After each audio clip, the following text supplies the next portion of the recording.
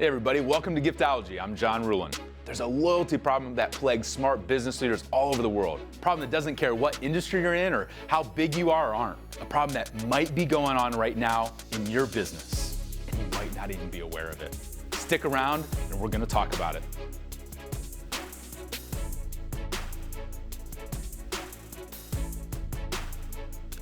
Ladies and gentlemen, let me get right to the point.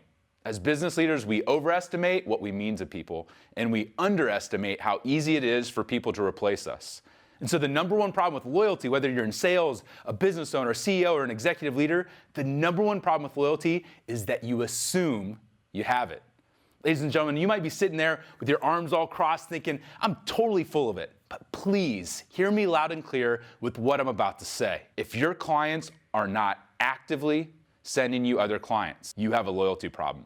If your employees are not actively staffing your open positions with their best and brightest of their network, you don't have a wages problem, you have a loyalty problem.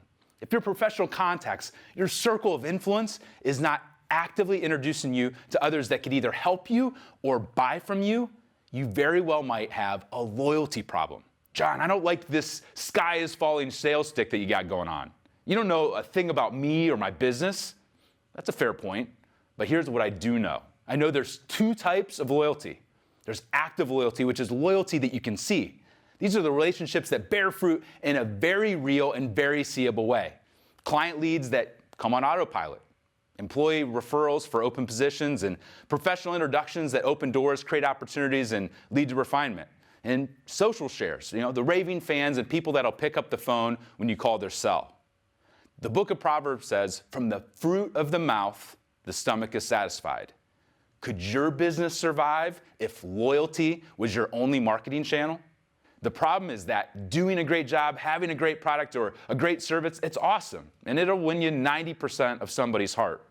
The problem, however, is that once you fulfill the expectations of a transactional business relationship, it's no longer active loyalty.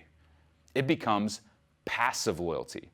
This is conditional loyalty that says, I'm loyal to you as long as you keep your prices low, or as long as you serve every one of my outrageous expectations, as long as you pay me what I'm worth. Do you see the conditionality there? Now, if you're a fan of professional sports like I am, you follow a favorite team, you have a favorite player, and you've seen them leave to another team, maybe even a rival team, then you know that it's true when I say loyalty is only a paycheck away. Passive loyalty will not save you when your competitor comes in with a better offer. And let's face it, even though we all want to believe that we're unique in our marketplace, the reality is that anything on planet Earth can totally be commoditized. There are dozens of companies competing right now for the driverless car market, and there's another half a dozen companies competing to go into space and build colonies. Do you really think that you're irreplaceable? That what you do can't be copied? Owning 90% of your client, your customer, or your employee's heart is great until it's not. People talk about brand loyalty like it's some foregone conclusion. Like, I'm going to stand in the aisle of the drugstore and fight people over the tube of my favorite toothpaste. Now, I hate to say it, but brand loyalty is a myth. Now, you may go ahead and disagree with me, but according to the Ehrenberg Bass Institute, this is an organization that's done deep studies of brand loyalty for decades. They've proven that if you're not the market leader, your customers are going to be less loyal to you.